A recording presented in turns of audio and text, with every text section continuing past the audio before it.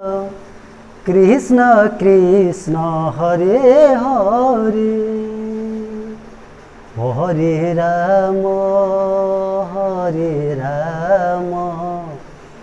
राम राम हरे हरे हरे कृष्ण कृष्ण कृष्ण हरे हरे। नमस्कार, मैं साधु सौर साधु स्टडी सेंटर के इस ऑनलाइन पोर्टल पर आप सभी का जो बहुत बहुत स्वागत करता हूं। तो आइए हम जो एक क्लास 12 के एक विशेष टॉपिक फिजिक्स के हम बात करेंगे। और आज हम बेसिकली बात करने वाले हैं जो है रेजिस्टेंस पर, जो है प्रतिरोध पर बात करने वाले हैं। तो रेजिस्टेंस क्या होता है, प्रतिरोध जो है क्या होता है, उस पर आज हम बेसिकली जो है बात करेंगे। प्रतिरोध जिसको हम लोग इंग्लिश में रेजिस्टेंस कहते हैं। तो अगर बात किया जाए प्रतिरोध का कि प्रतिरोध जो है किसको कहा जाता है, रेजिस्टेंस जो है किसे कहते हैं। हाँ, तो अगर बात किया जाए प्रतिरोध का, रेजिस्टेंस का, तो हम लोग कहेंगे जो है कि प्रतिरोध जो है किसी पदार्थ का एक गुण है, किसी पदार्थ का वह गुण जिसके कारण धारा प्रवाह का विरोध होता है। किसी पदार्थ का वह गुण जो धारा प्रवाह का विरोध करता है उसे हम लोग जो है प्रतिरोध कहते हैं, रेजिस्टेंस कहते हैं। और प्रतिरोध का जो मात्रक होता है, मात्रक जो इसका होता है, यूनिट जो होता है, वो आपका जो है ओम होता है, जिसका संकेत जो है इस प्रकार से जो है होता है। तो प्रतिरोध जो है वह कारक है, प्रतिरोध जो है किसी पदार्थ का वह गुण है जो धारा प्रवाह का विरोध करता है। प्रतिरोध के लिए हम लोग संकेत जो है इस तरह जो इस्तेमाल करते हैं। ये जो है प्रतिरोध का सिंबल होता है। क्या होता है ये? This is the symbol of resistance. और ये प्रतिरोध जो है किन किन बातों पर निर्भर करता है। अगर आपसे पूछा जाए कि प्रतिरोध जो है किन किन बातों पर निर्भर करता है, डिपेंडेंसी ऑफ रेजिस्टेंस, तो प्रतिरोध की निर्भरता की बात करें, प्रतिरोध की निर्भरता की अगर बात करें कि प्रतिरोध जो है किन किन बातों पर निर्भर करता है, तो प्रतिरोध जो है मुख्यतः कई सारी बातों पर निर्भर करता है। सबसे पहली बात कि प्रतिरोध जो है चालक तार की लंबाई पर निर्भर करता है। चालक तार की लंबाई पर, length of conductor, length of conductor पर जो है चालक का प्रतिरोध जो है डिपेंड करता है, निर्भर करता है। कैसे निर्भर करता है? तो यदि किसी चालक तार की लंबाई को हम लोग बढ़ाते जाएं तो उसका प्रतिरोध भी जो है बढ़ता जाता है। अर्थात R जो है डायरेक्टली प्रोपोर्शनल टू L होता है, L is directly proportional to R होता है। जैसे जैसे हम लोग चालक तार की लंबाई को बढ़ाएंगे वैसे वैसे प्रतिरोध जो है बढ़ता जाएगा, रेजिस्टेंस जो है बढ़ता जाएगा जो है। जैसे मान लिया जाए कि हमने पहले जो 1 मीटर लंबा तार लिया, अब यदि मैं 2 मीटर लंबा तार ले लूँ तो इस तार का जो प्रतिरोध है इस तार की अपेक्षा जो है ज़्यादा हो जाएगा। तो जैसे जैसे लंबाई को हम लोग बढ़ाते हैं वैसे वैसे प्रतिरोध का मान जो है बढ़ता जाता है। तो हम लोग कहेंगे कि R is directly proportional to L या L is directly proportional to R। और दूसरा किन बातों पर निर्भर करता है प्रतिरोध? तो चालक तार के अनुप्रस्थ काट के क्षेत्रफल पर निर्भर करता है। क्या कहेंगे? चालक तार के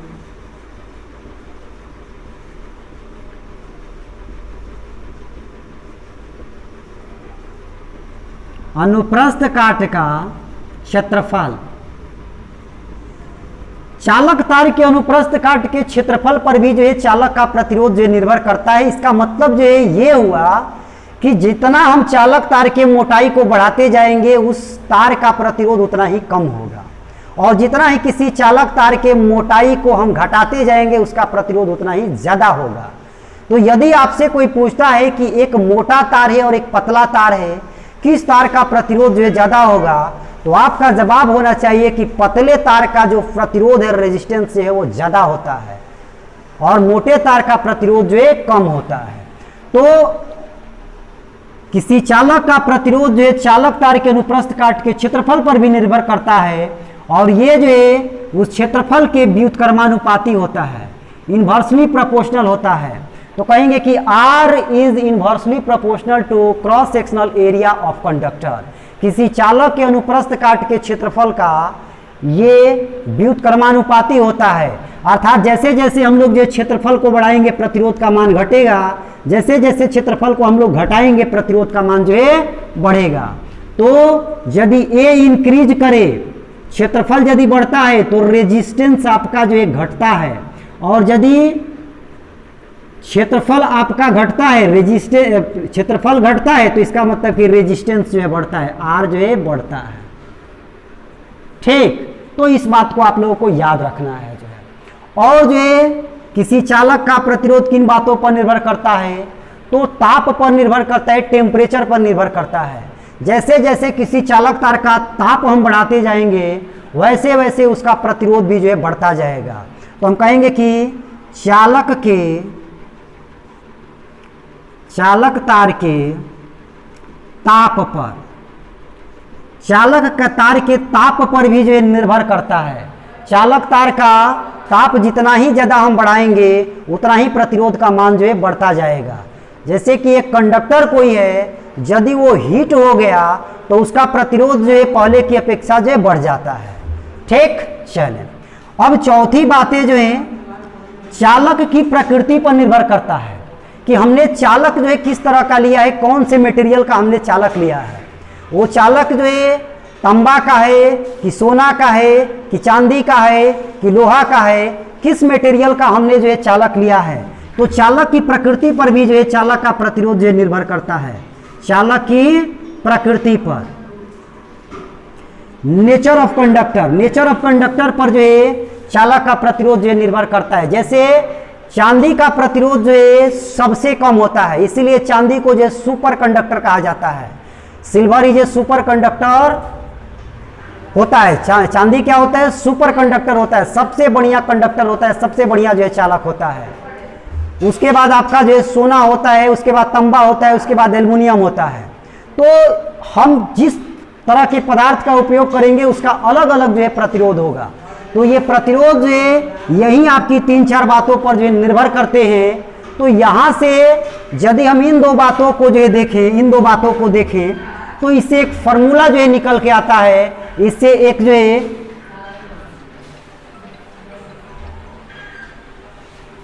फॉर्मूला जो है निकल के आता है कि चालक तार का जो लंबाई है वो R प्रोपोर्शनल जो है L है और R प्रोपोर्शनल 1/A है। इन दोनों को यदि हम लोग जो है लिखें तो L directly proportional to R and 1/A is inversely proportional to A। अब इन दोनों को यदि हम सम्मिलित करें, तो इसको हम लोग लिखेंगे कि R is directly proportional to L/A। इन दोनों को सम्मिलित करने पर R is directly proportional L/A इसको हम लोग लिखेंगे।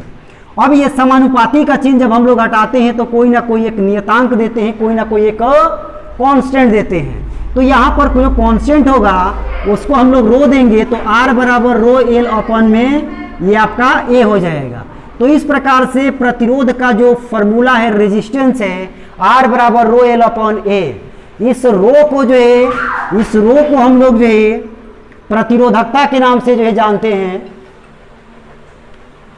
इस रो को हम लोग जो है विशिष्ट प्रतिरोध या प्रतिरोधकता कहते हैं। इसे विशिष्ट प्रतिरोध, जिसको स्पेसिफिक रेजिस्टेंस कहते हैं, या इसे प्रतिरोधकता कहा जाता है। और इस विशिष्ट प्रतिरोध का जो मात्रक होता है वो आपका ओम मीटर होता है। क्या होता है? ओम मीटर होता है। तो ये बातें आप लोगों को जो याद रखनी है। जो है प्रतिरोधकता का मात्रक ओम मीटर होता है, जबकि प्रतिरोध का मात्रक जो है ओम होता है। ठीक है, चलें। तो अभी मैंने आप लोगों को जो है बताया प्रतिरोध से संबंधित ये बातें जो है कि प्रतिरोध किन किन बातों पर निर्भर करता है और प्रतिरोध के लिए जो क्या फॉर्मूला होता है।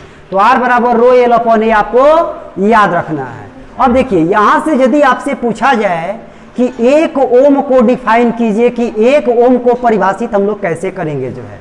तो देखिए एक ओम को डिफाइन हम लोग कैसे करेंगे जो है। तो चलें आप इसका जो स्क्रीनशॉट लें तो फिर मैं जो है आगे बढ़ूं जो है। ठीक, तो मैं उम्मीद करता हूं कि आप लोग स्क्रीनशॉट इसका ले चुके होंगे। तो इसको मैं करता हूं रफ और बात करता हूं जो है कि एक ओम को हम लोग कैसे परिभाषित करेंगे जो है। डिफिनीशन ऑफ 1 ओम। तो देखें इसको जरा सा आप लोग समझे जो है। तो मैंने अभी आपको जो है बताया कि जो रेजिस्टेंस का फॉर्मूला होता है R बराबर रो एल अपॉन जो ए होता है। तो यदि एल बराबर 1 मीटर ले लिया जाए, अर्थात 1 मीटर लंबा यदि चालक ले लिया जाए और उसके अनुप्रस्थ काट का क्षेत्रफल जो है 1 मीटर स्क्वायर हो, तो R बराबर जो है रो इंटू एल के जगह पर लिखेंगे 1 मीटर और ए के जगह पे लिखेंगे 1 मीटर स्क्वायर। ये मीटर से 1 मीटर कैंसिल हो जाएगा जो है। तो यहाँ से जो है रो बराबर जो है R बराबर जो है ये रो चला आएगा जो है, और ये मीटर जो है ऊपर चला जाएगा, ये मीटर का पावर -1 हो जाएगा।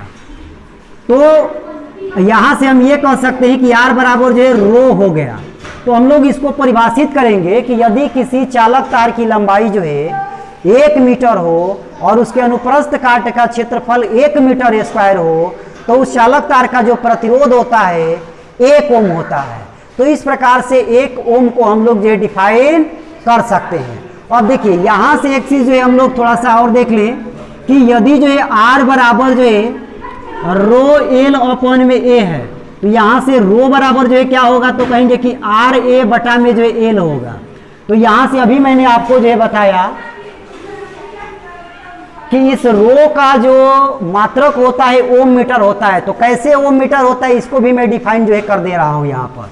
तो देखिए R क्या है, यहाँ पर ओम है, ए क्या है क्षेत्रफल है, और क्षेत्रफल को हम लोग लिखते हैं मीटर स्क्वायर। क्षेत्रफल का मात्रक क्या होता है, मीटर स्क्वायर होता है। लंबाई का मात्रक मीटर होता है। तो देखिए मीटर से मीटर कैंसिल हो गया। तो इस प्रकार से रो का जो मात्रक है ये आपका ओम मीटर आ गया। तो इस रो का मात्रक हम लोग ओम मीटर कहेंगे, जिसको हम लोग जो प्रतिरोधकता भी कहते हैं, रेजिस्टिविटी कहते हैं, या इसी को हम लोग विशिष्ट प्रतिरोध कहते हैं, स्पेसिफिक रेजिस्टेंस कहते हैं। तो मैं उम्मीद करता हूं कि इतनी सारी बातें आप सभी को समझ में आ गया होगा। फिर भी यदि कोई डाउट हो तो आप कमेंट करके जरूर पूछे जो है, हम आपके कमेंट का नेक्स्ट वीडियो में जो है जवाब देंगे। तो चले आज के क्लास को हम यहीं पर समाप्त करते हैं। तो यदि आप हमारे चैनल पर नए हो तो कृपया चैनल को सब्सक्राइब कर लें और लाइक बटन को जो है क्लिक कर दें। और आज के लिए बस इतना ही। So thank you very much and all the best.